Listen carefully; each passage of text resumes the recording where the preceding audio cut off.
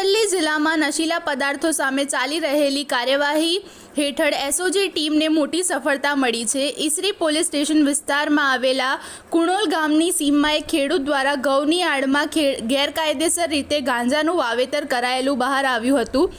નાયબ પોલીસ મહાનિરીક્ષક વિરેન્દ્રસિંહ યાદવ તથા અરવલ્લી જિલ્લા પોલીસ અધિક્ષક મનોહરસિંહ જાડેજાના માર્ગદર્શન હેઠળ એસઓજી પોલીસ ઇન્સ્પેક્ટર એચપી ગરાસિયા અને ટીમે કાર્યવાહી હાથ ધરી હતી। ખાનગી બાતમી આધારે ડ્રોનની મદદથી રેડ કરતા ખેતરમાંથી ગાંજાના કુલ 83 છોડ મળી આવ્યા, જેની અંદાજિત કિંમત 4.36 લાખ ગણાય છે।